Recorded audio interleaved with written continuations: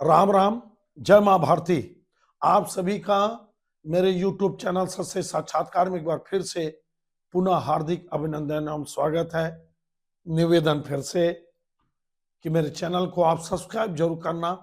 जैसे ही आप चैनल खोलेंगे सत्य साक्षात्कार, आपको तुरंत ऊपर में एक ब्लैक स्पॉट में एक सब्सक्राइब करके दिखता है या सदस्यता ले करके हिंदी में आता है, उसको आपको क्लिक करना है।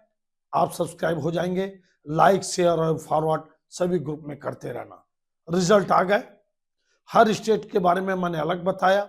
आज आकलन करते हैं महाराष्ट्र में भारतीय जनता पार्टी के जीत का दूरगामी परिणाम क्या होगा, इसका केंद्र की राजनीति में क्या असर होगा, और उत्तर प्रदेश में 9 बाई इलेक्शन में 7 सीट एनडीए और आरएलडी के जीतने का क्या राजनीतिक समीकरण बनेंगे और बिगड़ेंगे, किसका बनेगा बिगड़ेगा, इसका आकलन समझने का करने का प्रयास करते हैं। उत्तर प्रदेश के बारे में मैं बता दिया, महाराष्ट्र के बारे में बहुत बढ़िया आपको मैं बताऊंगा। आपको अच्छा लगेगा तो आप जरूर मेरे चैनल को समर्थन दीजिएगा। उत्तर प्रदेश में 7 सीट जिताकर योगी जी ने साबित कर दिया कि लोकसभा चुनाव योगी जी के दम पर मोदी जी नहीं लड़े, अमित शाह और उनकी टीम पर चुनाव लड़े। केशव प्रसाद मौर्य चौधरी जी जो प्रदेश अध्यक्ष हैं और भी जो लोग हैं मोदी जी उनके भरोसे लड़े, और 80 में एक भी सीट योगी जी के कहने से नहीं दिए, ना उनकी सलाह माने। लेकिन योगी जी ने साबित कर दिया अगर कोई ईमानदार नेता है, शानदार नेता है, जो बिना पक्षपात भेदभाव के कड़क कानून लागू करता है अपने प्रदेश में, तो ऐसे नेता को रोकने वाला दुनिया में कोई पैदा नहीं हुआ। जैसे मोदी जी गुजरात की तस्वीर बदले, देश के प्रधानमंत्री बने, उसी तरह से योगी जी उत्तर प्रदेश की तस्वीर बदल दिए। सबसे बड़ा लॉ एंड ऑर्डर को जो सबसे बड़ी समस्या थी उसको खत्म किए, सुराज लाए। योगी जी को पीएम बनने से दुनिया की कोई ताकत नहीं रोक सकती। आने वाला ये वक्त बताएगा, देख लेना, आज नहीं तो कल। तो आज आपको मैं बता रहा हूं कि क्या योगी जी अब केशव प्रसाद मौर्य जी को अपने मंत्रिमंडल से निकालेंगे क्या? केशव प्रसाद मौर्य जी गलत राजनीति कर रहे हैं। योगी जी का जो नारा था कि अगर इस देश को मजबूत करना है और एक रहना है, और अगर एक नहीं रहोगे बटोगे तो कटोगे, इसका अर्थ अलग अलग लोग लेते हैं। लेकिन केशव प्रसाद मौर्य भाजपा के मंत्रिमंडल में रहने के बाद भी मोदी योगी जी की इस नारा का विरोध किए। मेरे को लगता है कि अमित शाह जी को फैसला करना चाहिए, केशव प्रसाद मौर्य जी को उत्तर प्रदेश की राजनीति से हटाना अनिवार्य हो गया। ये मेरी अपनी समझ है, ये मेरा अपना अनुमान बोलता है। अगर नहीं हटाओगे तो योगी जी का तो कुछ नहीं बिगड़ेगा, जो नुकसान होगा वो अमित शाह मोदी जी की ग्रुप को या भाजपा को होगा।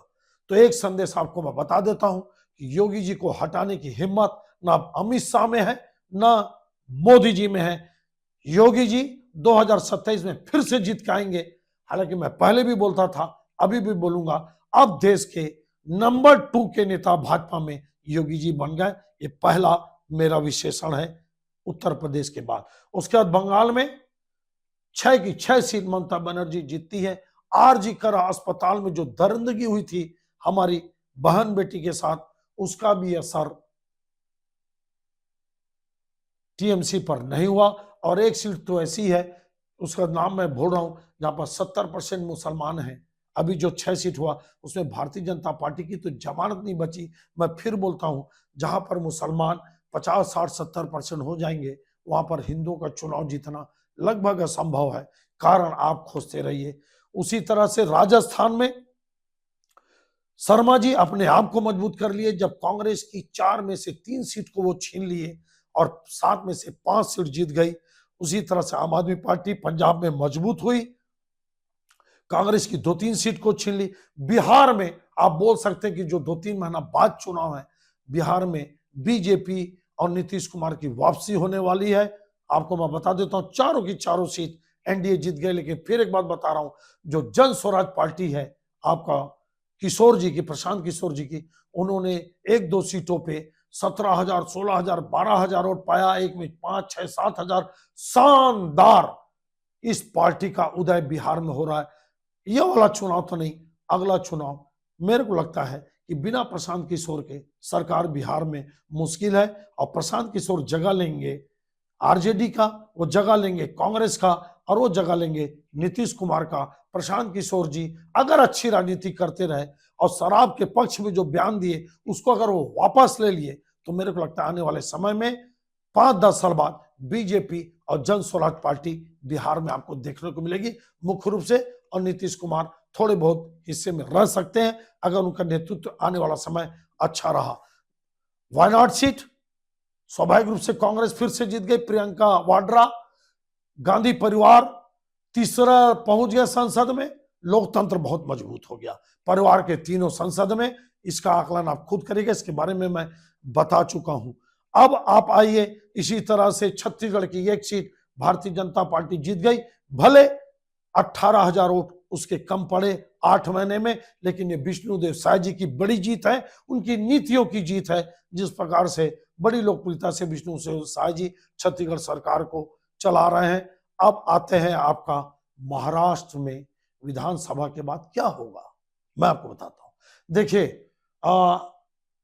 20 सीट जीती, 20-21 सीट उद्धव ठाकरे जी, 16 सीट जीती कांग्रेस और 10 सीट जीती आपका शरद पवार जी। क्या ये पार्टी में बचे रहेंगे? मेरे को तो मुश्किल लगता है भाई। देखो आप 5 लोग भी अगर बड़ी जब जीत के आते हैं तब विधायकों को पार्टी छोड़ने में बड़ी परेशानी होती है। अब इनको काम कराना है केंद्र में और राज्य में, और इसकी क्या गारंटी कि 5 साल बाद फिर बीजेपी नहीं आएगी। अब मेरे को लगता है कि इन पार्टियों में जो विधायक जीत के आए हैं इनमें भयंकर वहापों की स्थिति पैदा होगी और अपने क्षेत्र के डिमांड को पूरा करने के लिए, जिसको मैं गलत नहीं मानता, ये पार्टी छोड़कर या पार्टी तोड़कर ये निश्चित रूप से एक अलग ग्रुप बनाएंगे, आधा या 1/3 या 2/3, और ये एनडीए के साथ मिलकर सरकार में शामिल होंगे। उसके बाद क्या होगा? 30 सीट जो लोकसभा सांसद है, क्या ये भी अलग होंगे? क्या जो उद्धव ठाकरे के 9 लोग जीते हैं उसमें से 5-6 क्या शिंदे के साथ जाएंगे? 13 लोग जो कांग्रेस के जीते उसमें से 5-6-7 क्या अलग कांग्रेस पार्टी बनेगी उसके साथ जाएंगे? देखिए पृथ्वीराज चौहान जैसे एक्स सीएम चुनाव हार गए, नाना पटोले 200 वोट से जीते, बाला साहब थोराट जी इतने सीनियर लीडर 7-8 बार के एमएलए चुनाव हार गए। ये कहां जाएंगे? ये मेरे को लगता है इसमें भी कई टुकड़े होंगे। और जो शरद पवार जी की जो 10 सीट जीते इसमें भी मेरे को लगता है 5-6 सांसद अलग होंगे। कुल मिलाकर मेरे को लगता है कि मोदी जी को इन सब सांसदों के साथ आने के बाद 46 में से अगर 25-30 भी अलग हो गए तो नीतीश कुमार और चंद्रबाबू नायडू की जरूरत नहीं पड़ेगी। और राज्यसभा चुनाव में आप देखना ये जो 46 एमएलए है ना, ये 46 में से 25-30 तो एनडीए के कैंडिडेट को वोट देंगे। पिछला भी जो 4 महीना पहले जो राज्यसभा का चुनाव आप देखे थे, 15-16 लोगों ने क्रॉस वोटिंग की एनडीए के पक्ष में। मैं आपको बता रहा हूं, मैं पहले भी मोदी जी को 5 साल कहीं कोई खतरा नहीं मैं बोल चुका हूं।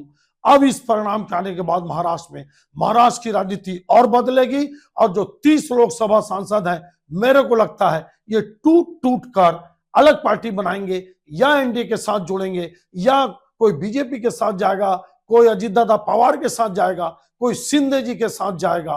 आप देखते रहिएगा।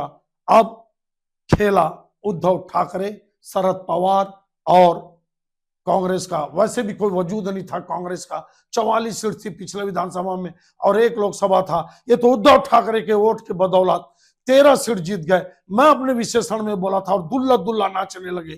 खैर, नाचने का अधिकार सबको है, मेरे को भी है। आप पसंद करेंगे तो अच्छा रहेगा, नहीं तो हो सकता है मैं अपने आप को अच्छा मान के चलता रहूं। ये तो आपके कमेंट्स बताते हैं, मैं आप सबके कमेंट्स पढ़ता हूं। लेकिन हिंदुस्तान की राजनीति बिल्कुल बदलेगी। महाराष्ट्र के चुनाव में बुरी हार महाविकास आघाड़ी और कांग्रेस की हुई। कांग्रेस झारखंड में भी 2 सीट हार गई, और बाकी जो मैं स्टेट में बताया देख लीजिए आप। बंगाल में नहीं जीत पाई, राजस्थान में अपनी सीट नहीं बजा पाई। क्या बताया जाए? कुल मिलाकर ये जो चुनाव था 2 स्टेट का, इसमें कांग्रेस बुरी हार हारी, महाराष्ट्र में हार गई, और झारखंड में भी जेएमएम के बदौलत आपकी 16 सीट जीत गई। 2 सीट यहाँ पे भी कम हुआ। अगर जेएमएम साथ में नहीं होती तो 2-4 में अटक जाती। यह आकलन विश्लेषण आपको कैसा लगा? हिंदुस्तान की राजनीति बहुत तेजी से करवट बदलेगी और देखते रहिए आप बिहार चुनाव के पहले पहले तक कितना टूट फूट महाराष्ट्र में होता है। ये तो वक्त बताएगा कि मेरा ये प्रेडिक्शन, मेरा ये अनुमान कितना सही है। अगर आपको अच्छा लगता होगा तो आप लाइक, शेयर और सब्सक्राइब जरूर करिएगा और हिंदुस्तान के सभी व्हाट्सएप ग्रुप में फॉरवर्ड जरूर करेगा। आप सबका बहुत बहुत धन्यवाद। जय हिंद, जय मां भारती।